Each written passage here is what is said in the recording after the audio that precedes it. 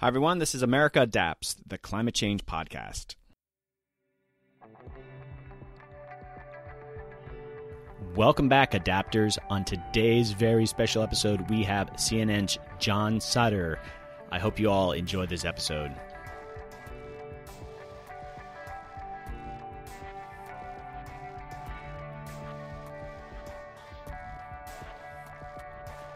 Hey there, welcome back, Adapters. You adapt, we adapt, America adapts. So on today's episode, we have two segments. We have our normal main segment where I have an interview with CNN's John Sutter. I'm very excited about this podcast. I had this incredible conversation with John. He's this reporter at CNN, and he's with CNN Digital, and he has a climate change program on CNN called 2 Degrees, and we just had the most amazing conversation. He's done some amazing reporting. He's an award-winning reporter.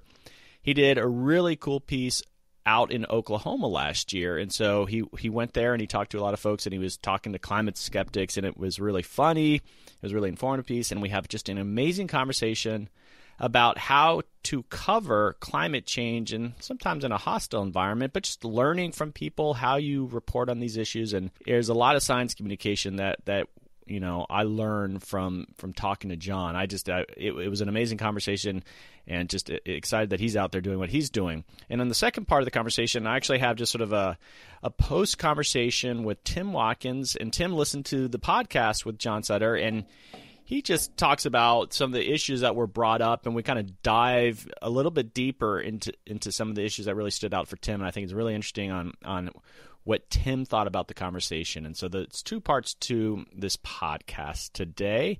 Let me just get a little bit of housekeeping out of the way. Don't forget to subscribe to the podcast. Don't forget to write a review to the podcast. Again, I say this every time. You're sitting there with your phone, open it up. If it's on iTunes, there's that option. Just click write a review. And even if you're looking at the links on this website, yeah, please, it would be much appreciated. Write a review for the podcast. Also, there's a Facebook community group and a Facebook page. In the community group, and more people are joining this, and they're sharing links, or they're just weighing in on information that I'm posting there. And it's a little more lively than your typical Facebook page, so consider joining that, and I approve pretty much everyone who asks to join. So, yes, I'd love to hear you there. Also, upcoming guest for the podcast. Before we get started, I have Dr. Catherine Mock from Stanford Institute. I have Dr. Amy Brady, who is going to be talking about CLI-FI, climate science fiction. I've mentioned this before. I've known nothing about it, and she's given me some homework to read to get ready for it. I'm really excited that the field of climate change is expanding in all sectors.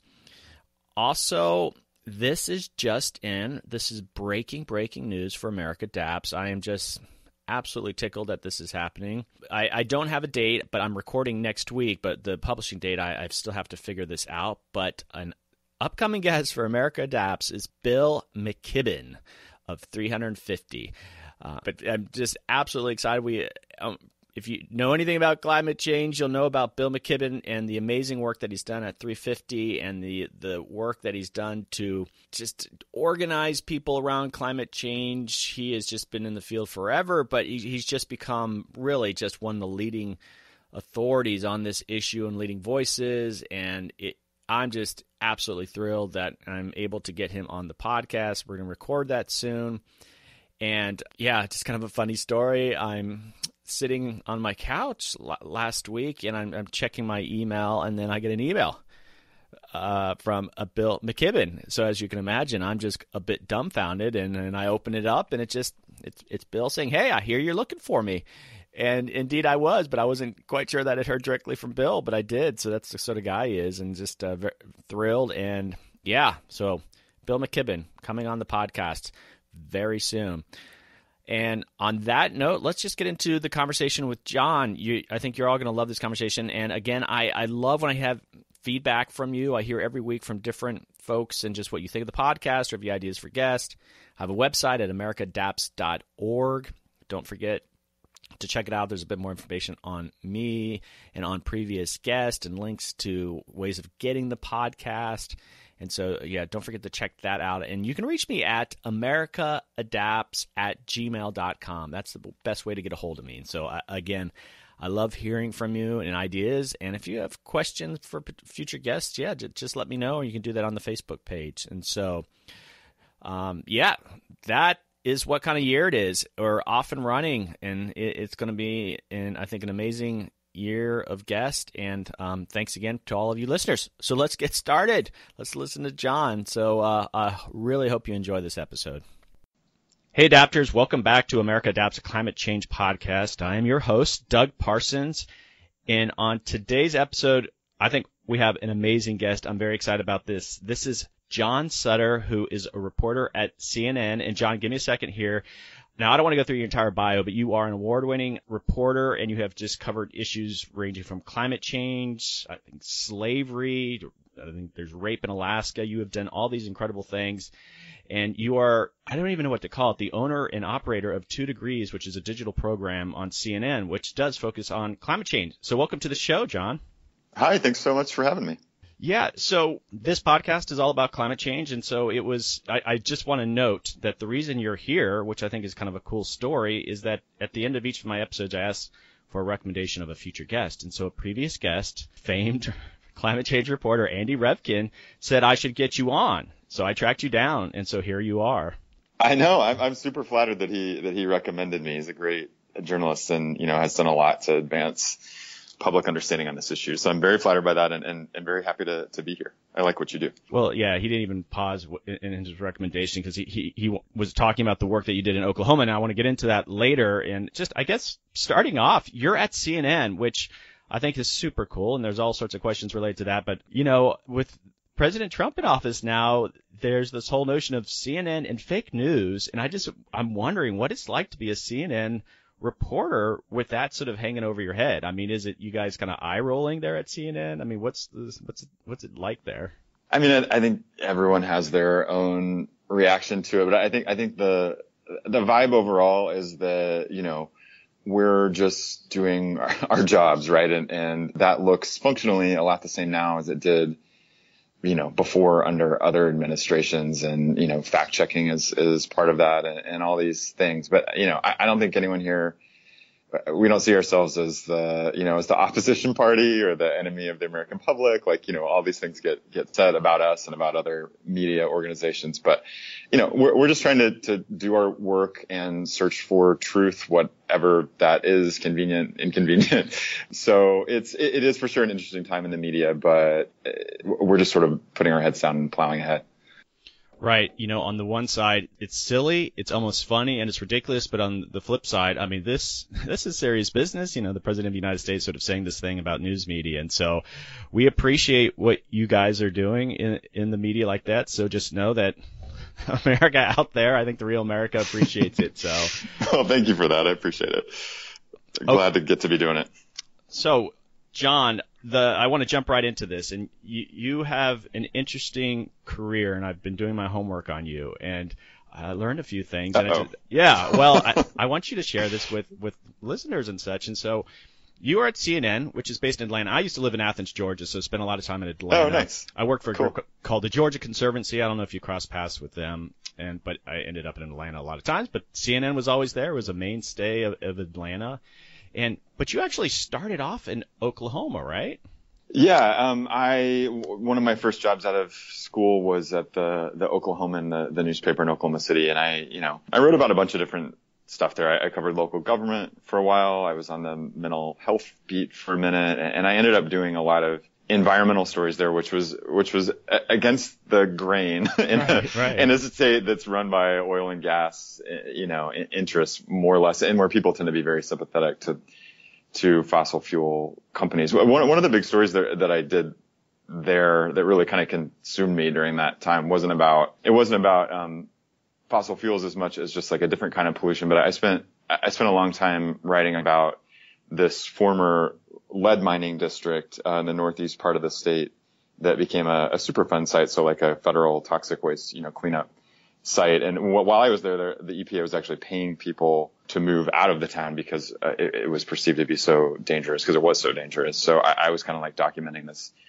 exodus from this town. And I don't know. I think since then, I've always been captivated by place stories, and especially places that are going through some, environmental change, environmental injustice. And often, the people caught up in the middle of that have nothing to do with causing it. So, a lot of my work at CNN has been kind of along similar lines. But yeah, I grew up in Oklahoma, spent a lot of time there. And I like to think that keeps one foot or, one piece of my brain kind of in a part of the country that tends to view, issues like climate change through a very different lens and filter than, people might where I live in Atlanta or in a lot of other big cities where, the debate about the science and the politics, frankly, seemed over for a long time. It's not. People still fight about this stuff in a lot of parts of the country. And I think being sensitive to that is important while also acknowledging that we are causing this. It is bad and we do need to do something about it. But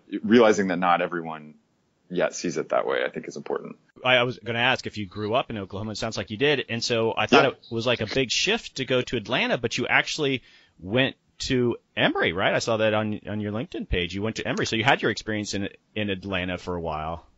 Yeah, I was in Atlanta for school. Then I did this short fellowship in Florida, and then I ended up at the Oklahoman, and I bounced around a little bit. I interned and did some work for this company that does kind of short nature focused films out of Madagascar. So I lived there for part of a year, and then ended up back in Oklahoma, and then got laid off because newspapers are all sort of sinking ships. And although I love them and subscribe to a couple, and then after that I ended up at CNN, and I've been here about 8 years. I actually started, I think, the day before, maybe 2 days before Obama's inauguration. So, I've been here a number of years, and that's taken a number of different roles. As you mentioned, I've reported on a bunch of different things. But one kind of common thread in recent years is that I try to do stories that are driven by our audience. So I did a project called Change the List, where people were actually voting on issues that they wanted me to go out into the world and cover.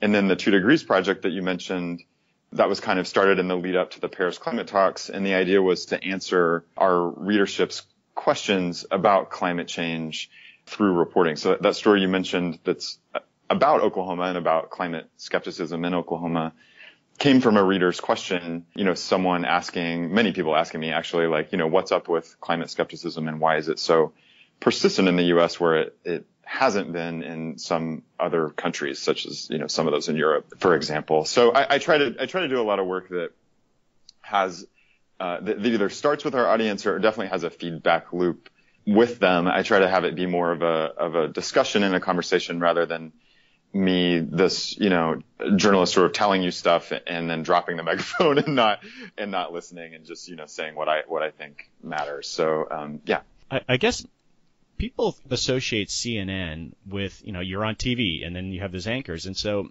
maybe you could just give a little bit of background. I guess CNN is a lot more than that. And so you're in part of the digital program, and I guess explain what that is. And, you were recruited as an opinion journalist too, which I think some folks don't quite understand. I'm curious how that all works.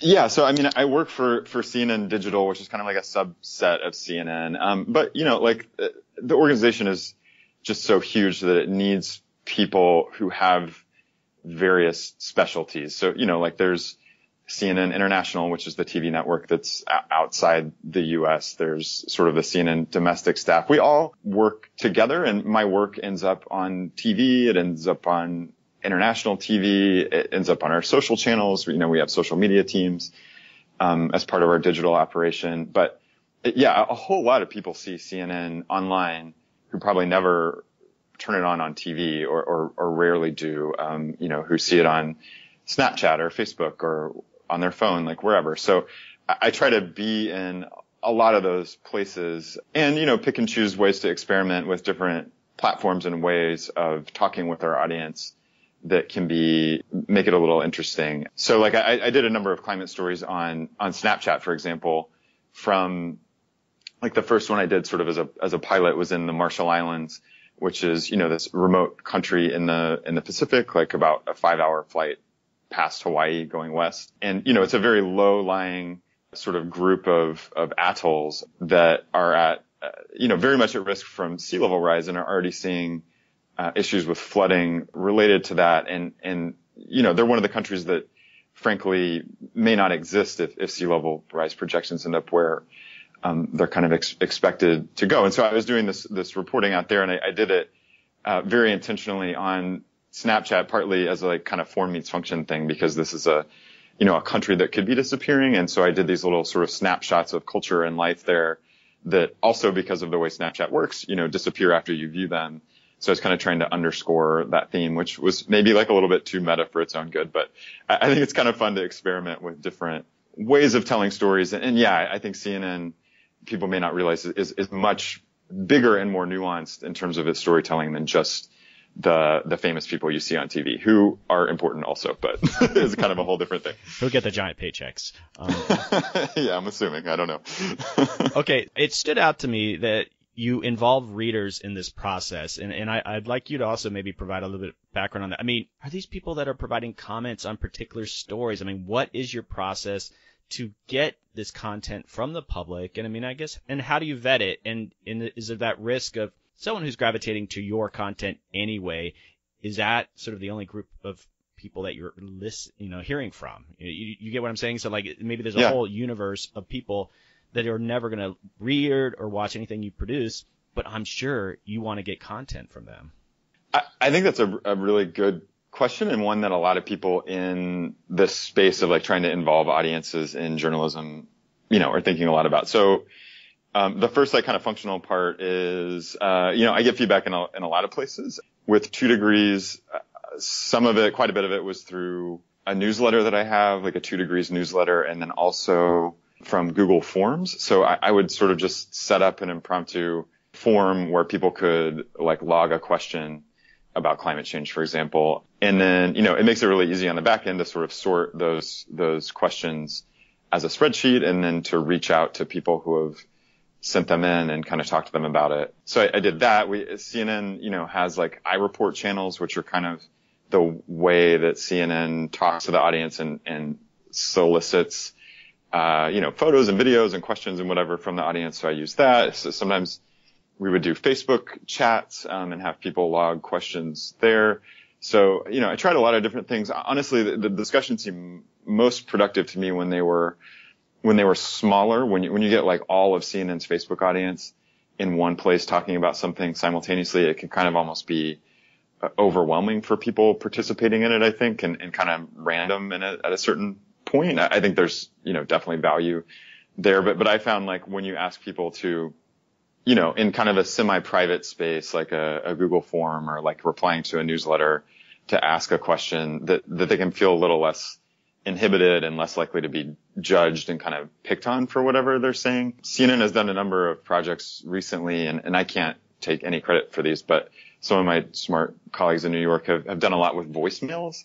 So in asking people about the election, they've just set up, phone numbers for people to call and kind of leave their thoughts or personal story as a voicemail. And the person who runs that, she often talks about how it has this almost kind of confessional feel to it. Like you can feel like you can be really honest in a format like that. So, we're always trying to think of ways to have those conversations in a way that feels safe and comfortable for our audience. But, a lot of times I would just run with one that seemed interesting, or in a couple instances, we would put those out as a vote on Facebook. Like, here are 5 possible topics, all of which came from you.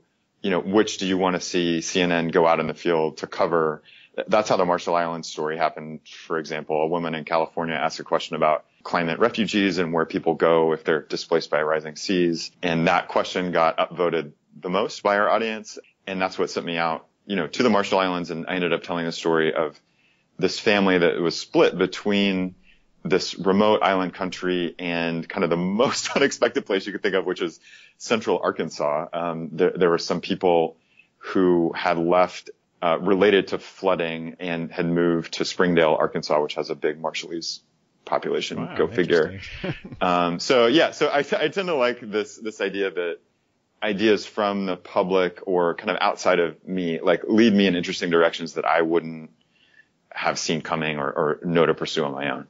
Yes, I see that was a tough choice to follow those recommendations to the Marshall Islands. Yeah, I'll take one for the team. And hey, but you went to Oklahoma, out there. So you did both sides of that. So As you were describing how you sort of did the story on Snapchat, it occurred to me, I mean, I like to think I'm relatively hip with social media and such, but like how I don't consume news information and how other people do. And so doing it through Snapchat is very creative. And I had a question here for you, but I'm just not even sure if it's relevant anymore. I look at the 2 Degrees homepage for you, and I look at all the climate change stories, and I wonder have you looked at it recently and sort of said, okay, what am I saying here? What is the overall theme of what I'm accomplishing with and I know you have the little tagline at the top associated with the 2 Degrees, but I'm just curious, have you been doing it enough? And I think of all these different other platforms that you can share information on. That are you there? Like, are you doing the things you want to do, or you feel like there's any missing pieces? I mean, that homepage probably in terms of its design and layout maybe leaves a few things to be desired, but I think, and we frankly probably should do a better job at presenting that material to people. But I think the overall idea for the 2 Degrees project, from my perspective, was to explore this one number, 2 degrees Celsius, that has an incredible amount of importance for how we talk about climate change and how we think about climate change.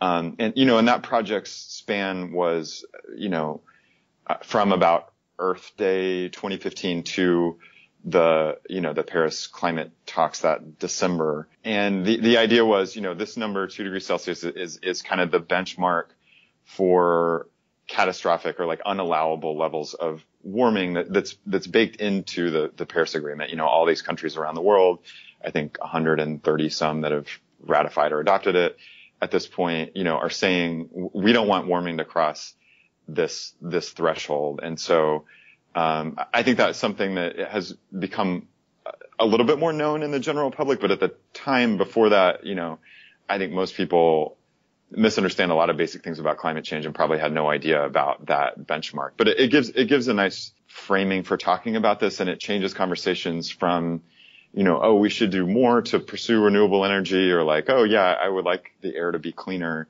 to, here's kind of a red line that the world has identified. And if we really want to meet that target, we need to be, rapidly moving off of fossil fuels to the point that we're essentially not using them later this century, and possibly need to develop technologies to pull carbon out of the atmosphere. So it puts it in this kind of stark relief. And so I saw that year of reporting as, exploring that number, where it came from, why it matters, what does the world look like post 2 degrees if that happens, and what places are getting it right. I spent a little bit of time in Denmark on my way to the Paris climate talks, because arguably that's one of the few countries in the world that has a climate policy aggressive enough to actually, be online with the 2 degree target. So I do think that target is possible, but I think it's useful to have as kind of a North Star to guide what is actually needed in terms of action on climate change. And, I think it's interesting that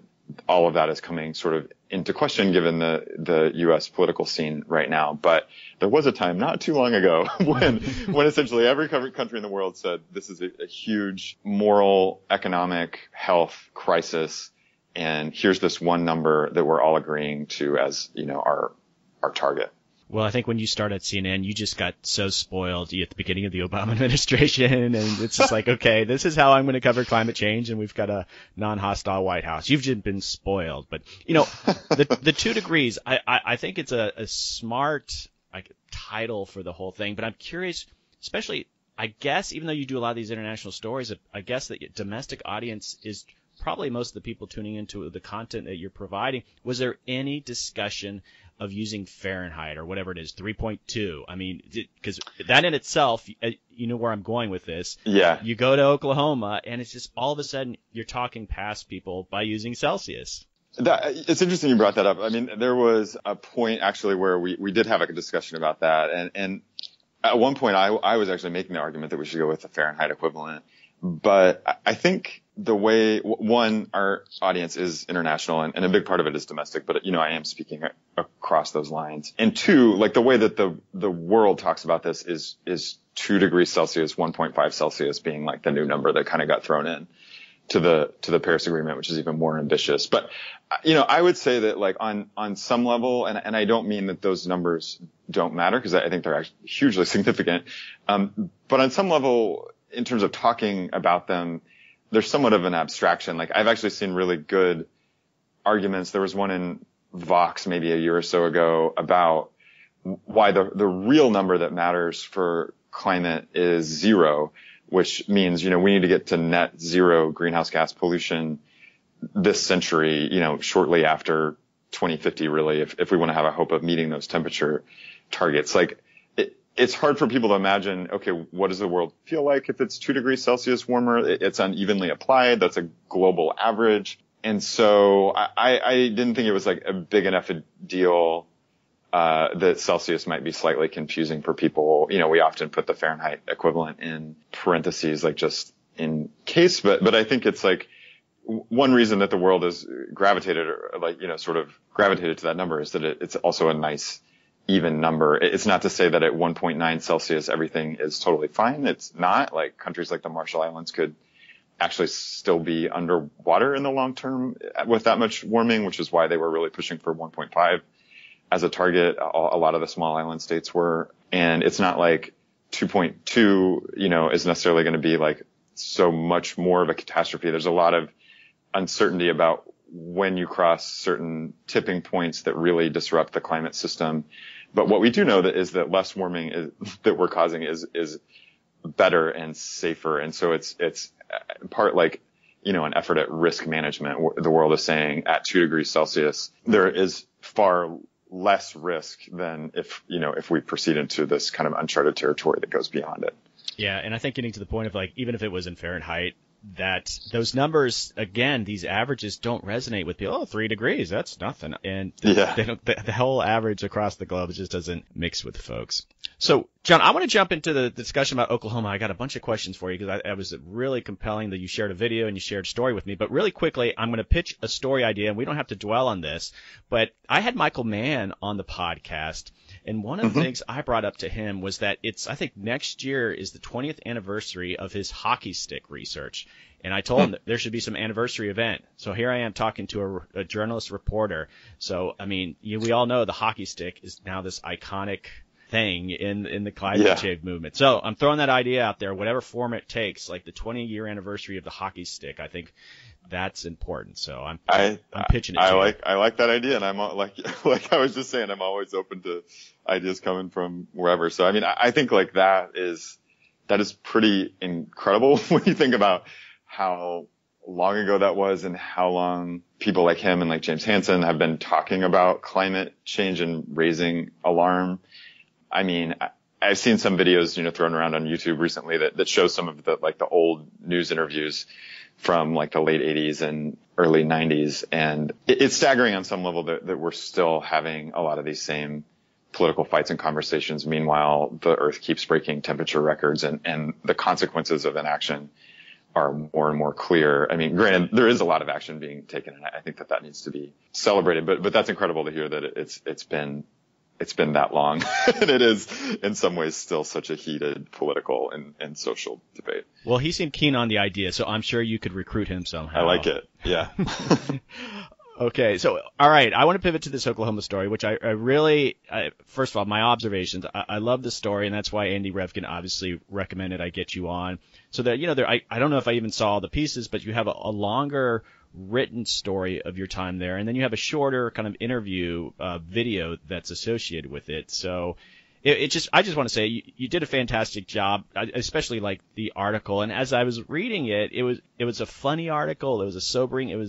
I got mad reading it, but the entire time I was reading it, I was sort of thinking, because the tone you use, you're a really good writer, and it's like I was imagining Jason Bluth from Arrested Development was going and doing this. I don't know. I'll take that as a compliment. Do you watch the show? I mean, yeah. Right. So he has this befuddled, he has this sarcasm, but he's still this kind of nice guy, and he wants to see the best. And I was thinking it's Jason Bluth talking climate change in Oklahoma. Anyway, that's the sort of tone that you use as you're writing it. So it was very entertaining.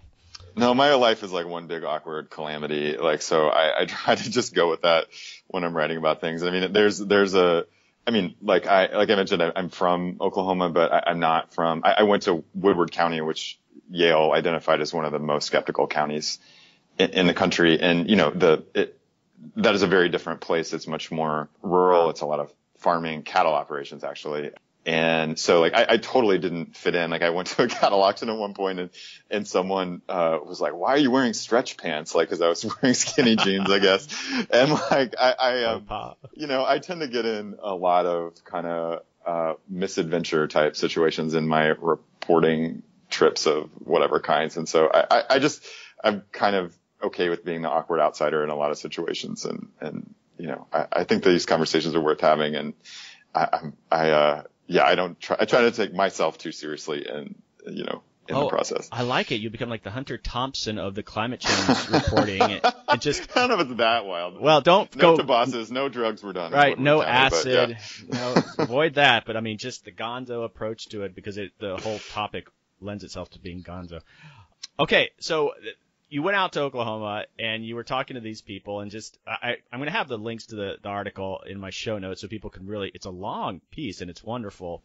And thank you. And I don't think this is original. I think I've been reading this. It's just that climate change has always sort of been the original fake news to a lot of people, And it's you go the first part of your article, you talk to these people, like what do you think of climate? And what you were doing, I just want to set the stage a little bit here, is that you're trying to find one person, Woodward, Oklahoma, that thinks climate change is happening and humans are responsible. And it was just like you couldn't find anyone. And so it's like the original fake news.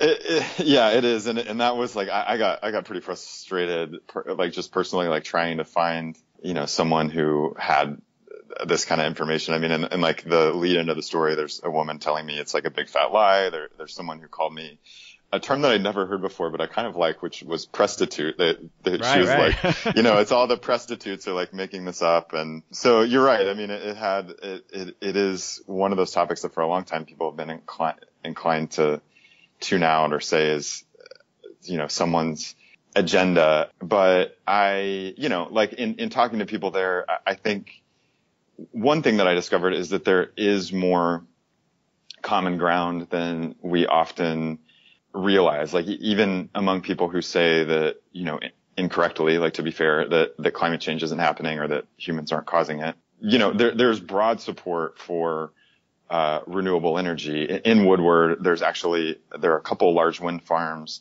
and there is a wind technician training center that, I went there and sat in on a class, and like the people in that class were from all over the country.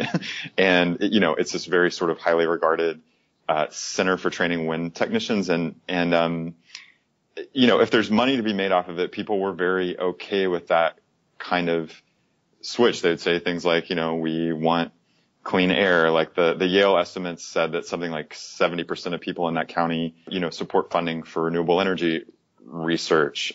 Nationally, there's very broad support, much broader than, would understand the science on climate change, but very broad support for like, the Paris Agreement, or even, taxing or regulating carbon. So on solutions and some of the stuff that really matters if we want to do something about climate change, like there's less to fight about than when we get in this kind of fact war about the science and how we do know this and don't know that. I found those conversations to be among the most frustrating that I had in Woodward. But when, you step back and talk about the big picture, it was a lot easier to have that kind of talk. As a reporter, and I know you guys are trying to be neutral, and I mean, there was a section where you were trying to have that debate too, and this is what I guess pisses me off the most, is that, and I'm trying to do it with this podcast. I want this podcast to be something the general public, not just a bunch of wonky people, listen to. And there's this kind of, and we chatted a little bit about this before, but like,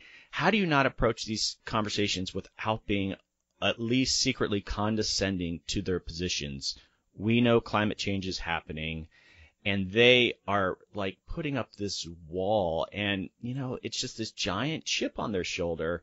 And on almost any other issue, I think our side would be a bit more aggressive, but it has to be this sort of polite way to do things to try to convince them to kind of come over here.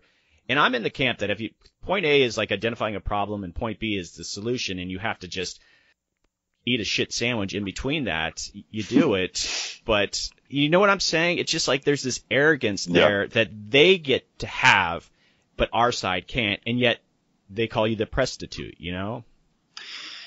Yeah. And I mean, as a, like, you know, this story is written from a point of view of, you know, someone who thinks that there should be action taken on, you know, on climate change. But honestly, like, I don't know, maybe it's like just my personality, but like, I am a reporter by nature. So I like asking people questions. I like listening to their perspective, and often in doing that for a living over a number of years, you know, you meet all kinds of people who say things that you don't agree with or find offensive or are deeply offensive to you personally, and you might not let that on right away. But I think like a productive conversation has to be built on mutual respect and trust, and you're never gonna, I don't know, I think the best way to do that is to try to hear the other person out, understand where they're coming from, how and why they've formed their belief system, because I always find that very fascinating and very individual, right? Like, it's not like, I don't see this as like an us and them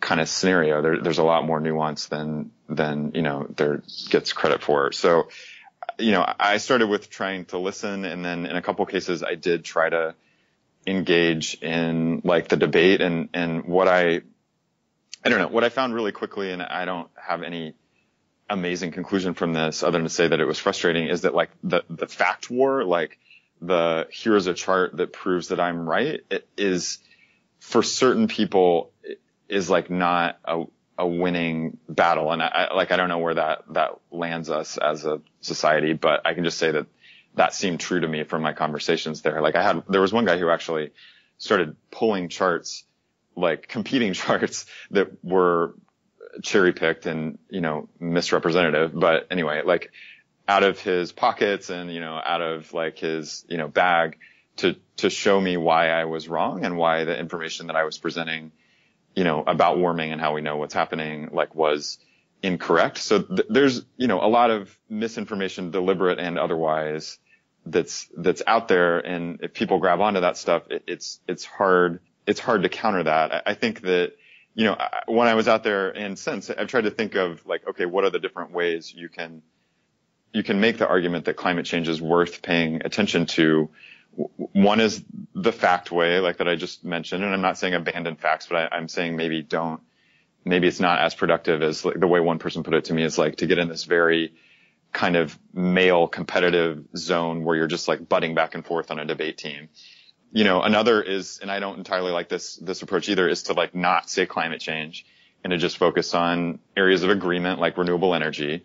But I think that that's kind of misleading or somewhat irresponsible too, because climate change is the reason that we need to get onto renewable energy so much quicker than we would otherwise, perhaps. You know, there's like an interesting moral argument about climate change that I think works with certain people and certain conservatives pretty well. It's the one that the Pope has made, which is that, you know, the poorest people in the world are going to be some of those most hurt. They're also doing the least, if anything, to cause this. So this is like the Marshall Islands story, you know, wrapped up in an argument, which is that people in the Marshall Islands are doing almost nothing to cause climate change, and yet their whole country, their language, their culture is all threatened because we won't change. There are the business cases, and I saw this really interesting conversation a week ago at this climate and health summit that was at the Carter Center here in Atlanta that Al Gore was fronting. There's this guy, Jerry Taylor, who used to work for the Cato Institute, who talked about how he was a climate skeptic and put forward a lot of like climate skeptic type policy statements, and now has switched his view. And he said that for him, it was kind of the business case / like a risk management type argument, like not getting high and mighty about we know exactly what catastrophes are going to happen when, but just saying honestly, like, that there are huge risks associated with doing nothing about this problem, and we can reduce those risks, maybe not eliminate them, but reduce them greatly if we do some of these smart economic things, like, in his view, a carbon tax, to try to reduce this negative externality in economic speak, the pollution. And then the final way, which is one I thought a lot about at that health conference last week, is the idea of health. Like, I think there's a lot of agreement that, that the disease and death and hospitalizations and asthma attacks that are associated with certain fossil fuels, especially coal, are negative regardless of what you think about climate change, not to mention, the disease transfer and all sorts of other things that are associated with a warming climate. But they're talking about it on a human suffering and human level impact that argument might cut through to people. So like I said, I definitely don't have it figured out how to convince everyone, that climate change is real and matters. But I think listening is a really important first step, and then having like an honest conversation, telling people why you believe what you do and for what reasons, and acknowledging them as a respected human on the other side of that is, like a good place to start, I think. I mean, I just want to note that you talk about that one person pulling out those charts and such, and you'd mentioned, this is a very Christian area in Oklahoma, much like the South, and I've had my experiences, especially with born again Christians, and it's a tough battle. I mean, I have family members that one's a young Earth creationist, and we'll get into these discussions. And at some point, I just sort of ask, is there any intellectual journey you can take to get you to the point that you think that you'll be convinced the Earth is 4 billion years old versus 5,000? And he acknowledged, honestly, no. And that's I'm seeing those parallels with the climate. And the guy pulling out his charts, it's just like there's no, and I'm hoping this is just a small 10-20% of the public, but that science means nothing. And I think a lot of science societies and a lot of scientists just don't get that. And I want to use this quote that's from the article, and I think it lends itself to what you were just saying. So Jack Day from your article said this: it comes down to trust, and I haven't found a good resource for myself. I'm pretty much a see it, believe it kind of guy, and I'm sure by that time it's too late, which I thought was just this amazing honesty that, he's not there yet, but he feels like once he gets there, he recognizes it might be too late for all this. That's very sobering.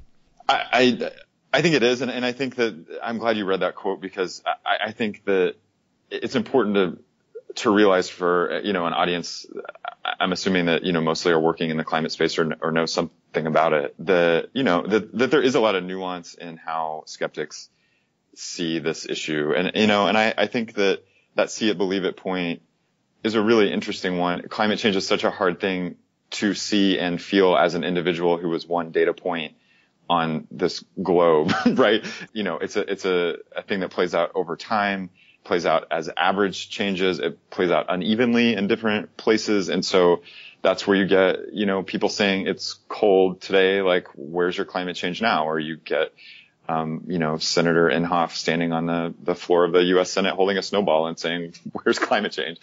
And I just think that it makes it hard to process. I think the fact that we've had so many record-breaking years in terms of global temperatures, I think that sadly, probably is increasing understanding the fact that we're seeing weather events with our fingerprints on them more often now. I think that slowly over time is waking certain people up. I know I've heard Jeff Sachs and others make that case that, as these effects of climate change become more apparent, it's going to be harder to deny it. I think that's sad, but also true. But I think we also have to look at okay, what are the systems that create, that help people get or stay away from information about climate change? And I think, there have been studies showing that climate change is not taught well in American schools. You got to look at who are the people in power, either in religious institutions, as you mentioned, or especially in government, who are making incorrect and false statements about climate change and leading to confusion.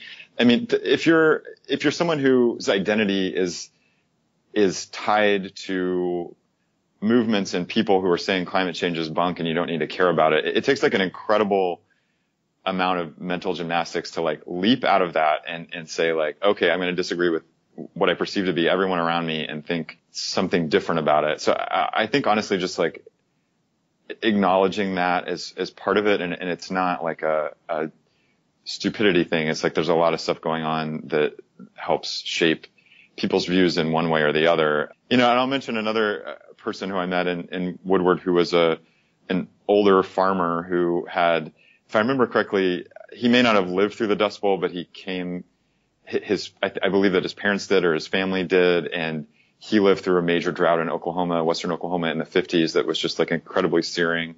And, like rapid Dust Bowl history, like people caused that disaster in part by, over plowing the land and leading to these massive dust storms and just really this apocalyptic stuff. And so there's that history baked into this highly skeptical place that I was hanging out. And those experiences shaped this one particular farmer's views in a way that he's like, we can mess up nature. And I know that that's happened before. And so I'm inclined to think maybe there is something to this. So I just think that there are a lot of like histories and stories and identities woven into how someone forms a view about climate change. And it's not just as simple as being like, well, like, why have you looked at this chart? Like what's, what's going on?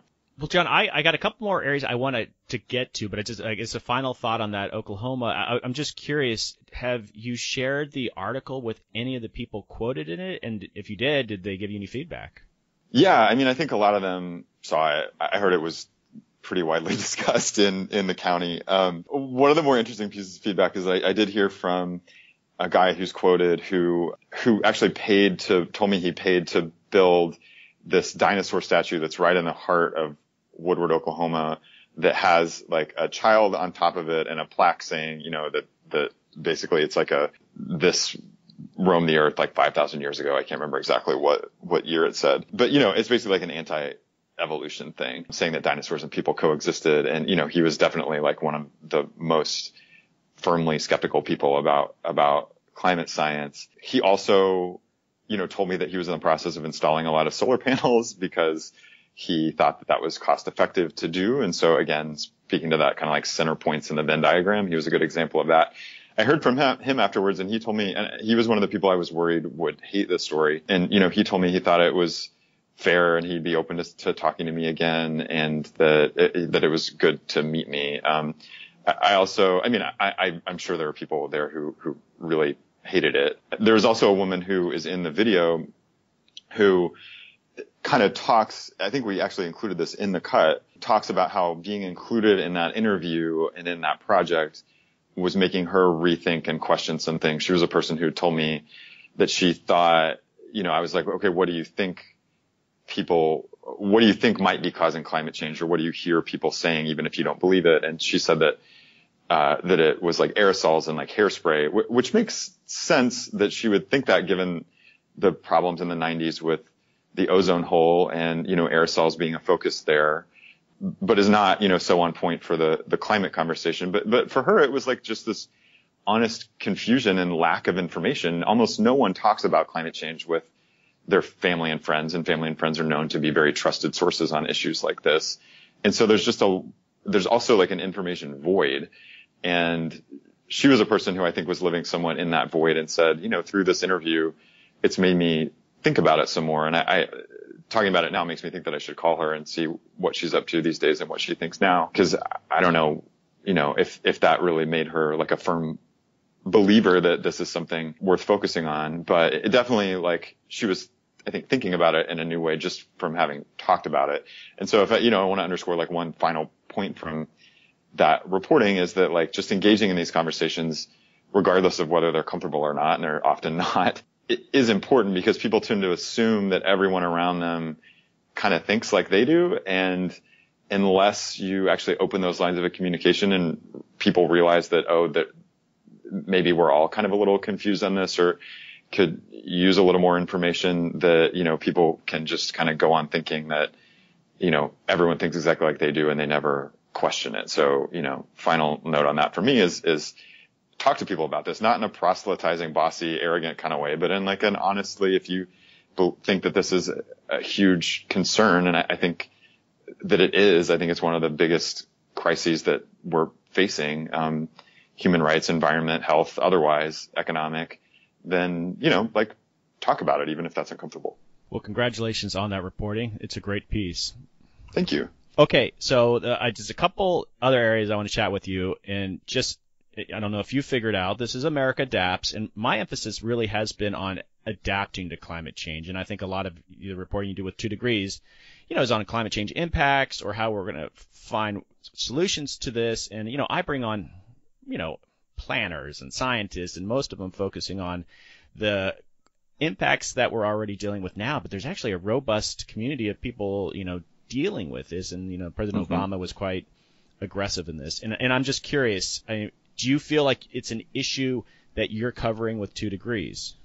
I'm glad you asked that, and I'm glad that you all have a focus on it. For 2 degrees in particular, I was focused mostly on that number and what it means. And I think an important part of that, is or should be, what do we do if we cross that line? Honestly, I'm giving you like a completely honest answer here. I feel like this moral obligation to be talking about cutting emissions and to be hitting that point really strongly because, there are some aspects of climate change that could get so bad that either we can't adapt to them or it's going to be just hugely expensive to do so if we have, runaway warming and tragic for people in various parts of the globe. And having met a lot of those people on the front lines of climate change in various places, like that really sticks to you. And I think that's kind of guided my moral compass more towards the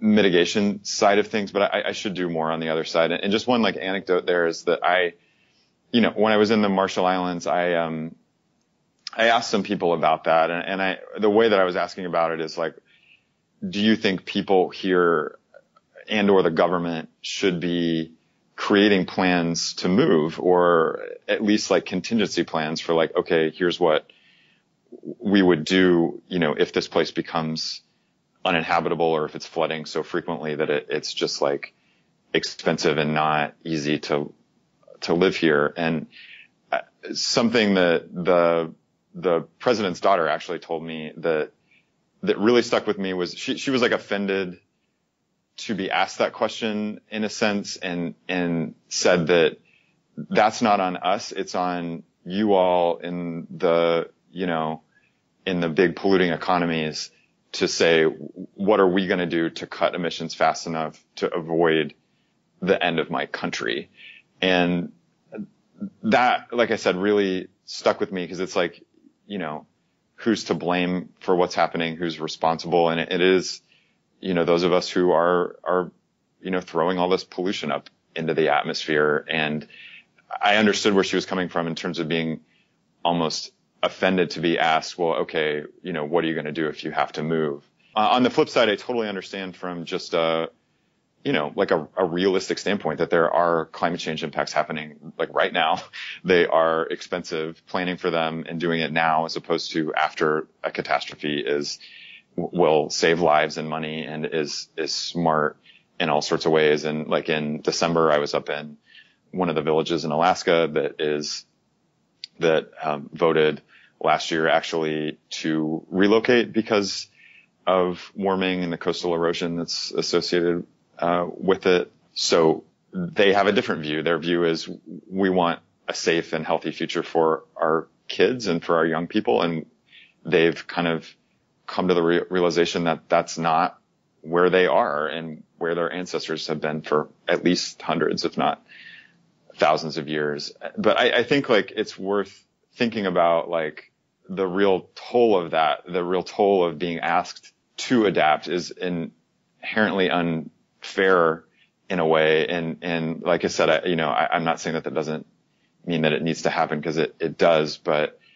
I find that to be a really sensitive and interesting issue, because there really are, lives and cultures and languages and entire ways of life that are on the line. And, and some of that, there probably are adaptation measures that can slow these changes. But if we don't cut greenhouse gas emissions drastically, those effects are going to be much more widespread. Well, I agree. And I think you have those situations like these small islands. There's only so much adapting that they can do, and the warming that's baked in, it's a foregone conclusion.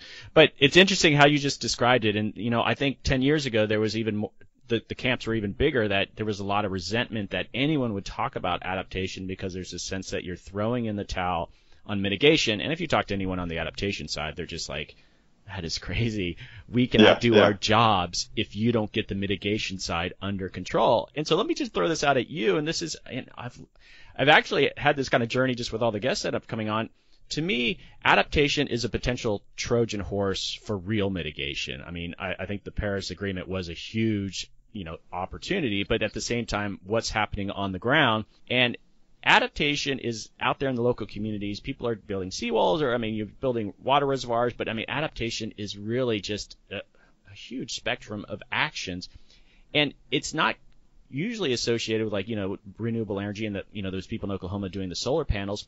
But that's going to fall under adaptation, adapting to climate change. That sort of mitigation that's happening will ultimately be an adaptive response to climate change. And so to me, I think as the country starts to climate proof itself, I think there's a way to educate about mitigation that's sort of kind of lost right now. And so I would encourage you as a journalist who focuses on this issue that there's an opportunity there with adaptation, because right now those are stories that are being created as opposed to sort of saying, okay, you need to do this because in 50 years this won't happen.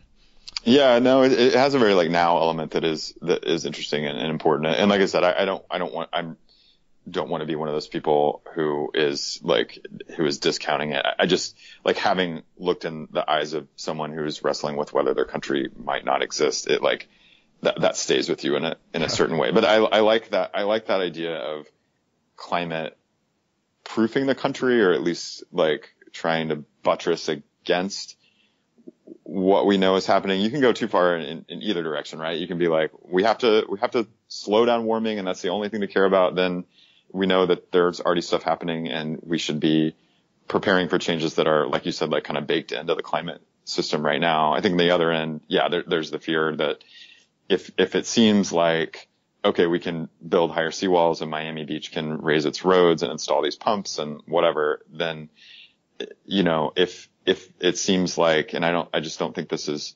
true. And I don't think anyone on the adaptation side would really be arguing this, but I think it's just the potential impression, that we can't just engineer our way around a world that becomes 4, 5, 6 degrees warmer. Right? Oh no, and I don't think if you deal with people in the field that because a lot of the work is based on okay, here are future projections, and it's okay, we're not going to keep doing what we're doing if we keep digging this hole. It's a waste of time, and I think the people legitimately doing adaptation, there's this acknowledgement, okay, we don't want to build seawalls that are 50 feet high. That's just not practical. So yeah, we're all living on in floating buildings and whatever else. But no, I think either it's got to be a conversation about both. And I'm really interested. I'd be curious in your observations about, it's probably too early, but where the Trump administration is or isn't going in terms of funding those kinds of projects. Because there are a lot of cities, even under the Obama administration, that were complaining, a lot of them in Florida, that this is super expensive for us to try to deal with what we know is coming with climate change, and we're not getting the help that we need to do that. And so you have rich cities like Miami Beach that can throw lots of money at the problem essentially, but then you have, poorer communities, some in that same metro area, that really can't. So, that seems unfair on some level to me. So I wonder what's going to happen under Trump and if where money will or won't be spent. Funny you mentioned that. Someone just shared an article with me from Mashable of all places. I'm surprised by some of the reporting that they've been doing lately, but all this sort of website editing that you've been hearing about climate change over at the EPA, some of the editing, there was a pivot from emphasizing mitigation to emphasizing adaptation, which to me, I was fascinated. There's an opportunity on one hand, it's horrifying, but the other is I just think they were giving up on climate change completely. And so I think there was literally changing in text from federal partnerships to federal adaptation collaborations, and it's weird. But as with, I think, a lot of things that Trump is suggesting, you just don't know if there's going to be any follow through. Is it just something they say, or do they actually follow through on these things? But this article was very interesting that these are some of these things that are already happening, at least on the websites. And so maybe they think, all right, we'll deal with adaptation. The mitigation is the regulatory aspect of it, and that's the hard stuff. We'll just throw some crumbs toward the adaptation. Maybe that's where they'll go. Yeah, who knows? I think we're all kind of watching day by day and hour by hour to see what changes are in store, right? But I think I haven't seen as much on the adaptation side. So that is interesting if they potentially end up focusing on that. Like from the very macro standpoint, right? I mean, it seems pretty clear that, even from just like the America First energy plan that's on the White House website, that, more fossil fuels, revive coal, which a lot of economists would say isn't possible, almost pretty much all jobs based, but fossil fuel jobs based. So I think that we'll have to see what regulations like do or don't fall, what happens with the Paris Agreement and all these things. But it's definitely an interesting and busy time to be watching this issue in the U.S. Well, I'll share that Mashable article with you. It was fascinating. And, it's someone even you quoted would EPA turn into the Environmental Adaptation Agency, which is I'm not encouraging that, but I'm as you can imagine, I do see a silver lining of like, okay, we're keeping that conversation going. And again, I naively think that adaptation, once this society as a whole starts gearing up to climate proof itself, it's the Trojan horse. And so that's my naive hope. Yeah, I mean, silver linings, I think we're all looking for them, right? And I mean, I think that the administration is saying things like we value clean air and clean water. I think I was talking to an air policy expert yesterday, and he was saying like this is such a paradox because at the same time, they're saying that they want to re-up industries, including coal, that are known to dirty the air and the water and lead to deaths and illnesses and all sorts of other things. But I think like silver lining, center of Venn diagram, like whatever like visual you want to put with it, that there is like a very broad majority of the country that does support things like clean air, clean water, renewable energy, clean fuel, more jobs. And like a lot of that stuff is very congruous with doing something about climate change. So I think that, we're going to be looking for that stuff and thinking about how to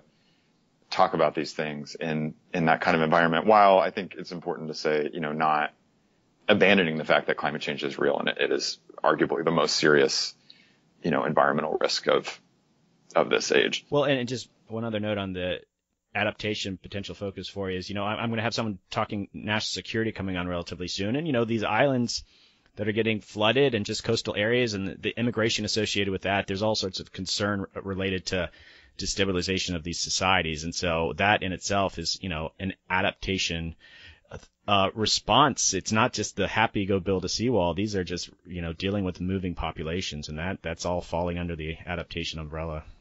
No, it's a massive challenge to figure out what to do with people who are being displaced in small numbers now, but likely will be displaced in bigger numbers. I mean, there's all the sort of really interesting politicking too. Like I haven't checked into this since the time when I was doing that Marshall Islands story, but there were other islands that were trying to buy up land on islands with higher elevations, like, and figuring out if we need to migrate, like, where can we go? Like the Marshall Islands actually has a sort of easier pipeline than most in that it has an agreement with the U.S. that they can, Marshallese people can immigrate here and live and work without getting special permission, or, have been able to do that.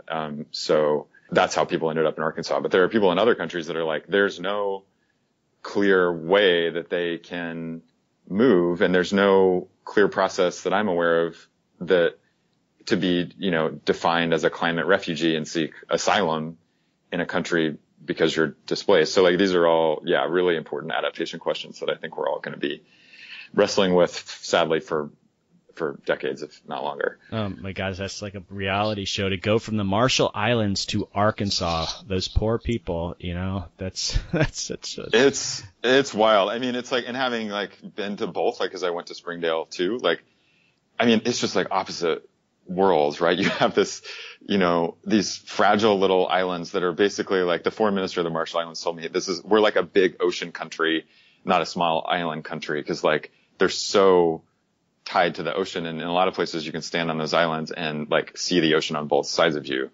And then you're like in one of the most landlocked parts of the US, and like just culturally, like climate, like everything. I mean, it's so different, but there's a kind of robust Marshallese community in Springdale, and who are trying to like carry on some of those traditions. Like went to a big family gathering that was in a park where people are playing ukulele music and, all this sort of bringing Marshallese stuff with them. But it is heartbreaking to see like these families split. And there is among a lot of people who ended up in Springdale, this kind of deep longing for home and this sense of loss about, where they came from. So, it's tough topic for sure. Well, I'm thinking about doing some on-location podcasting, and that would actually make a really interesting story. And so I guess on that note, John, I want to wrap this up relatively soon, but my next topic, and we chatted about this before, is podcasting. And I said you should do a podcast, and I think you said you thought about doing one before.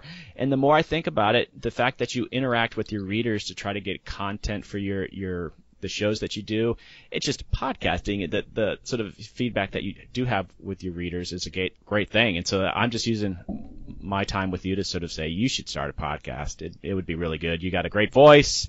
Thank you. You know these things. I should give it a whirl at some point. You're right. I mean, I love the medium. I love what you're doing with this one. And I think, there's a certain like closeness with like hearing someone talk as opposed to just reading their writing. Like every medium has its own strengths and weaknesses, but podcasts are, have taken off like crazy in the last few years. So I should give that a go at some point. It would be part of all those different platforms. You would be an easy one.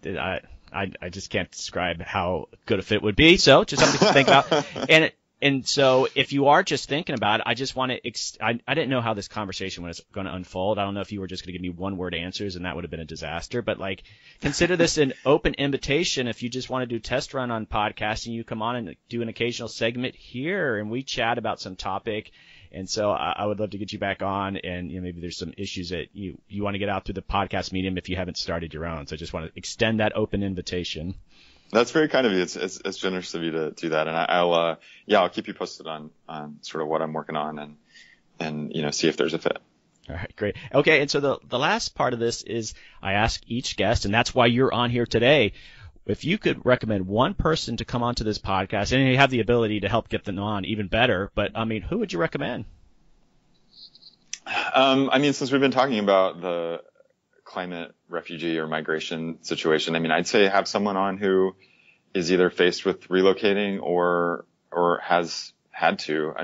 I could connect you with people in the Marshall Islands or in Springdale, or I met up with, again, recently when I was up in Alaska. I was in Shishmaref, Alaska, and there's a teenager who's from there, Isa Sinak, who is kind of become a climate activist because of the situation his community's in, where they're faced with relocation. And I met him at the Paris climate talks. And it was this kind of weird, like not weird, but just very fortuitous meeting because I'd been to his community before, like back in 2009, and I'd actually interviewed his grandparents. And so then I just happened to meet him in Paris, and it was kind of this wild connection on the other side of the world. But there are a lot of people from communities on the front lines that are having to adapt already. And I think including those voices could be really cool. Cause like I was saying, the emotional toll of these adaptations, even if they make sense money wise and otherwise, it's like, it helps get a fuller picture of, okay, what are we really asking of people as they make these changes? So I'd say, someone like that would be super cool to have on. Well, that is a fantastic recommendation. If you could get me a name, and I think the Springdale in Arkansas, someone that would, I think a lot of people would find that riveting. So yeah, I would follow up with you, and if you can find a name for me, that'd be great. Yeah, happy to help. Okay. On that note, John, I just want to say I'm glad Andy kind of brought you up and brought you into my universe. I appreciate journalists doing the work that you do. It's important. I think we all struggle to try to get climate change more relevant to the broader public. And, I think we all have to consider ourselves as part of this collective, but you're doing some amazing work. And I want to thank you for the work that you're doing. I hope you keep focusing on climate change. Thanks, Doug. And you as well. I appreciate the conversations you're starting with this podcast. I listened to, a few of them getting ready for this, and it's always an interesting conversation. So thanks for what you're doing too. All right, great. Okay. Well, I hope you have a great week and enjoy. I guess it's pretty hot in Atlanta this week. It's warming up here. Yeah, it's been rainy today, but it's been like in the 70s recently. It's very wild. Okay. Yeah. On that note, thanks again. And everyone, I tune in next week. This is America Adapts, the climate change podcast. Hey, we're back. What's a conversation with John Sutter of CNN? I absolutely love that conversation with him. I learned a ton, and I just thought it was fascinating on how he was talking to skeptics. And so I wanted to have sort of a decompression conversation, if that's the appropriate term. And so I brought back on, I've been having Dan Agerstein on, and Tim Watkins has been a longtime regular. And so I've got Tim Watkins on, who's a science communicator. For those who are new to the podcast, he's a science communicator, but he's been on many previous episodes. And hey, Tim, how's it going? Hey, Doug. All right. Good to be back on with you. Yep. It's been a little while. I've missed you. Oh, I miss you too, Doug. Right. Okay. All right. Moving on from the awkward silence. Okay. So what I wanted Tim to do was partly just, he's going to have some questions, but he's listened to the podcast. He was one of the first people to listen to the John Sutter podcast. And we're going to have a short conversation, about 10 minutes, about that conversation. And just, I wanted to get Tim's insights to make this part of the overall podcast that everyone else is going to hear. So yeah, Tim, let's just kind of, I don't have a lot of structure to this, but let's just jump into, what'd you think of the episode? I liked it a lot, and I'll tell you, and I don't know exactly how you're going to be editing his interview. So, hopefully you're keeping this one particular term, but after I listened to your conversation with him, I want to be a prostitute. Right. What a great term, right? That was wonderful. Yeah. You know, I thought it was really, so he's a journalist, and something that I admired about him, and I see this in various other journalists as well, is the ability to not be too riled up about events or to be too depressed about the state of affairs under the current administration and climate change action and policy and all of it. Yeah, I really admire his professional distance that he's able to maintain, and his ability, and he talked about this, his ability to truly listen to people and to pick up on little nuggets of things that they say that reveal deeper truths. And so he can be talking to a flat out climate denier, and that person will say something, and he's able to kind of dig down a little bit, I think, using journalistic listening and probing skills, and get into maybe deep down there's this climate denier is worried about air quality, or is worried about, health effects of climate change. And I don't know, I really admired that. I really came to appreciate what the value of a truly good journalist. And that seems to be what he's doing. Although I'm not familiar with his work. I haven't looked at his page, but I'm certainly intrigued by it. Well, yes, and I think what's a little bit different too, which, I think we talked a little bit about, is that, it is recognized that he's an opinion journalist, which is not quite clear. It's not like he's an opinion columnist that you might see on, the editorial page, but I think it does allow him to kind of bring in his own personality into some of these stories, more so than like your typical kind of like journalism that we might associate. I mean, it's pretty clear. It says on the website, opinion journalism. Yeah, right. But it just made me think, would we all be better off collectively if not only did we have sort of media literacy, right? Something that is really lacking in this country, and people talk about, well, students should be learning more media literacy, but just training in journalism, journalistic techniques. Should scientists be trained as journalists? Should political activists be trained as journalists? Should politicians be trained as journalists? Because it just seems like, really being able to ask a question and listen carefully and dig down into those deeper truths and perspectives, and respecting the viewpoints and the experiences and the opinions of the people you're interviewing. Boy, if we could all do that a little better, I think the temperature would be turned down. And we just might make more progress on issues like climate change. And so I'm listening to him thinking, wow, I really wish I had more of his sort of perspective and skills, and feel like I would benefit from that. So it was a good thing for me to hear, certainly. The irony is that folks like him at CNN and some of the other major news outlets are now being accused of fake news and just not really being legitimate news sources, which goes counter to your point that these are well-trained people that they're trying in earnest to kind of bring the truthful information, which, I mean, to me, it's a big shame. It's an unfair situation where these kind of news sources are considered, untrustworthy. So that's not a good sign. Well, by people who are saying that to advance a particular agenda. Well, I mean, you have the president of the United States saying it, and that's not that I agree with the man, but it's a pretty big microphone that he's using to muddy the waters, or whatever the expression I should be using, is that he is creating a perception that is completely unjustified, and that's not good. Yeah, right. No, that's the mark of a authoritarian. Indeed.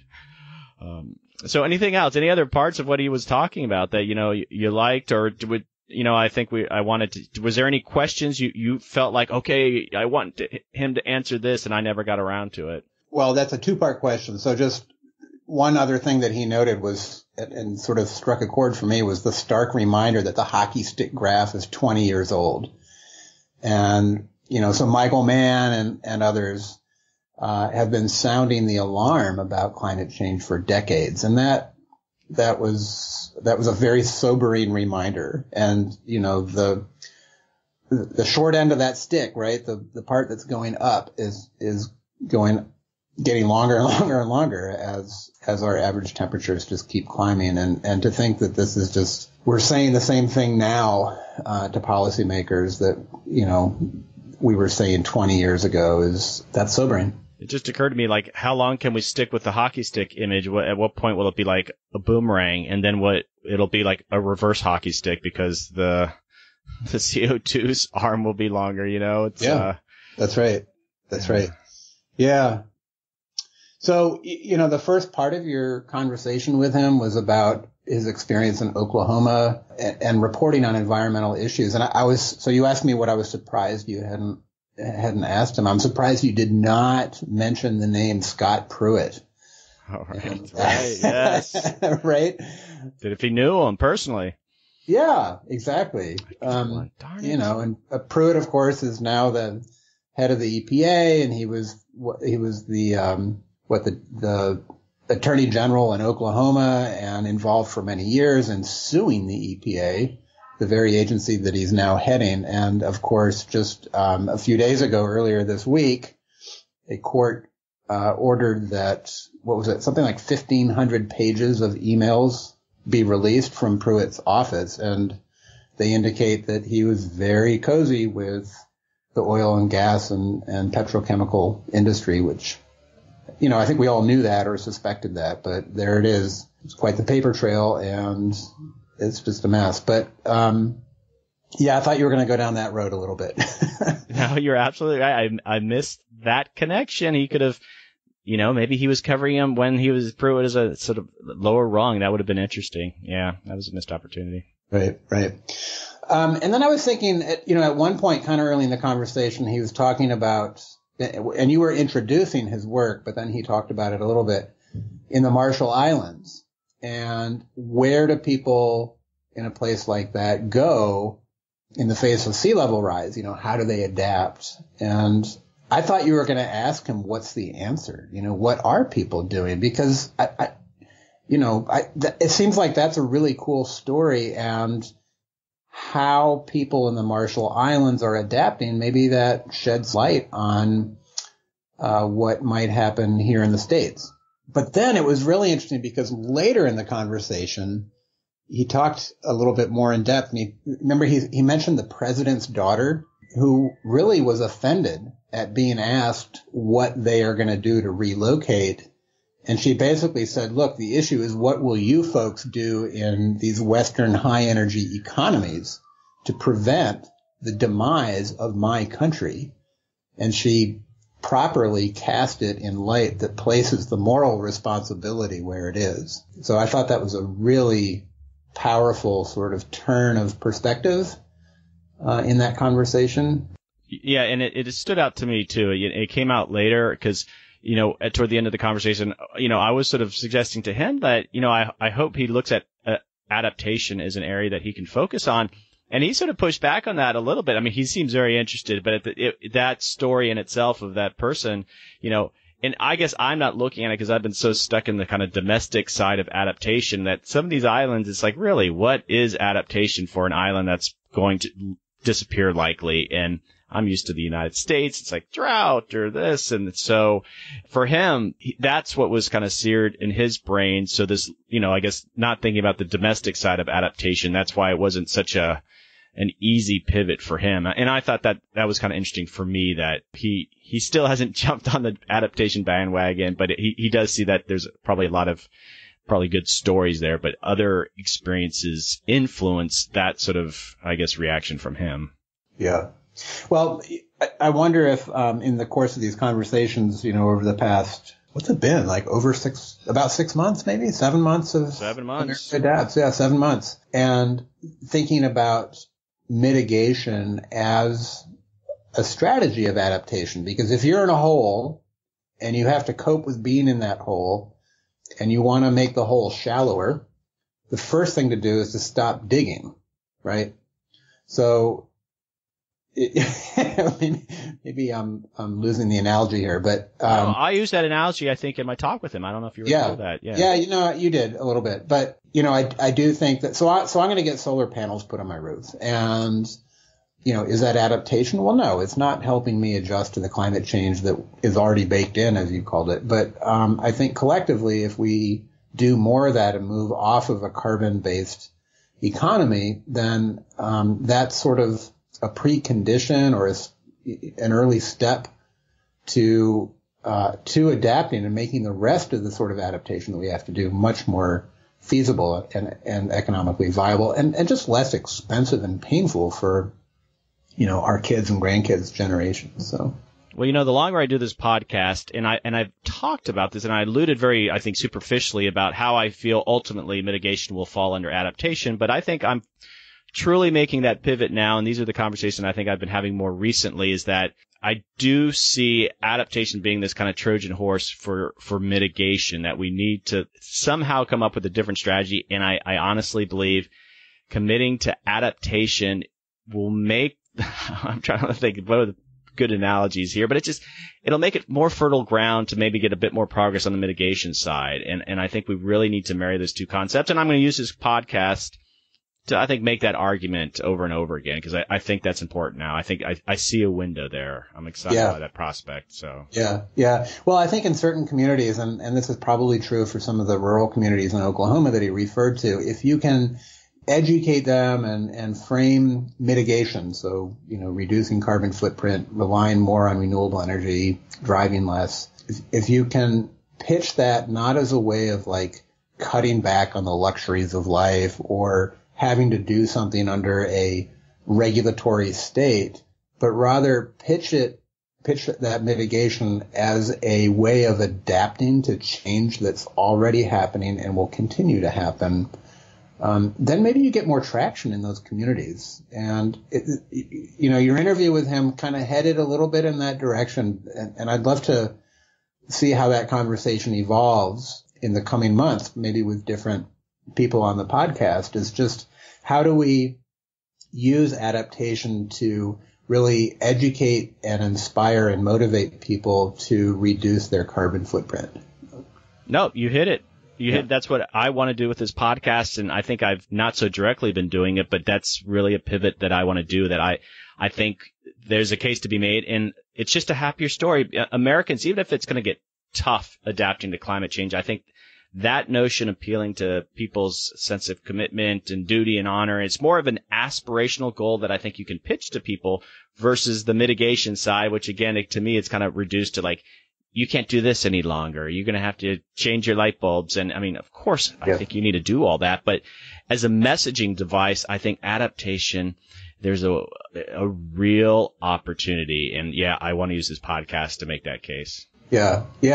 It's America Adapts, not, America Cuts Back. Yeah, exactly. Because that was my second choice. I don't know if people realize this. My original title was America Cuts Back, and it just tested terribly with audience members. So I went with America Adapts. Okay, all right. America Suffers. America will make you pay. All right, so that's some great insight. I don't want to go on too long, but probably have another a similar conversation I had with John with you. But any final thoughts about it? Again, for me, it was a wonderful conversation. But yeah, there's only so much you can get in. Yeah, one of the things floating around Facebook yesterday was a little poll on the Washington Post where you could go in and you could indicate all the states that you've been in. And I was happy that over the course of my life, I've been in most states, maybe 46 or something like that. And so just a few states that I've never been in, one of which was Oklahoma. And so to hear him talk about some rural agricultural and, animal husbandry areas of Oklahoma and find people who maybe they don't accept that climate change is a problem, but they're really into cheap alternative renewable energy. And where they have living memory of the Dust Bowl, he talked about someone who I think was a kid during the Dust Bowl. And so there's real personal gut level understanding of how people can screw up things pretty badly. And they want to avoid screwing things up that bad. So there were some hopeful messages there in his reportage, I thought. No, definitely. I applaud him that, it was his home state, Oklahoma, but that'd be a tough assignment. All right. So I need to wrap this up. Any last parting thoughts before I wrap it up? No, that's it. It's good to be back on. No, we'll get you on. I'm going to just, for folks, we're going to start a new kind of segment that I've got a new name for it, but we won't do it until next week. But Dan Ackerstein will probably be on. The three of us are going to be on having conversations frequently too. And I think if you listen to the year in review, I really love the chemistry between the three of us. There was the two of them like making fun of me, and I think it worked really well. And You're an easy mark. Right, exactly. And just for folks out there, Dan was on last time, and I got a little feedback on Dan. And if you have anything negative to say about Tim, please just go to the Facebook community page and just lay into the guy, because he deserves it. So please, when you listen to this. All right. On that note, this is America Adapts. Until next week, thanks for listening. That is a wrap for this week. Adapters, thanks again to John Sutter for coming on the podcast. What a fantastic conversation. I learned a ton about what it's like to communicate this complex subject of climate change to sometimes hostile audiences, and you can just tell the affection that John has for that sort of diversity of person out there who's in America and learning and struggling with this issue of climate change. And, he's done some international work, and he's really put some things in perspective on what adaptation means across the globe, not just here in the United States. And thanks to Tim for coming on and sharing his insight on our conversation. Tim, always very interesting commentary. And on that note, again, if you are interested, think about joining the Facebook community group. Just look for America Adapts on Facebook, and there's a America Adapts Facebook page too. I can be reached at americaadapts@gmail.com, and let me hear from you. I would love to hear from you about anything that's on your mind. And think about writing a review or subscribing to the podcast, because that means every week it's a weekly podcast that the podcast will show up and you'll be able to follow things. And so let's see. Yeah, next week, Dr. Amy Brady's going to come on and talk about cli-fi, climate change science fiction. It's this new emerging field, and I'm so excited to learn more about this. I'm not a big fiction reader, but I'm going to have to be. I'm going to have to learn about this new genre that's kind of popping up, and hopefully we'll learn a lot about communicating climate change through fiction writers. Exciting about that conversation. So on that note, anything else? No, I just want to thank all of you, those who are regular listeners. Thank you for tuning in every week, and new listeners, I hope you enjoyed the episode. And thanks for taking the time to listen to America Adapts. You adapt, we adapt, America Adapts.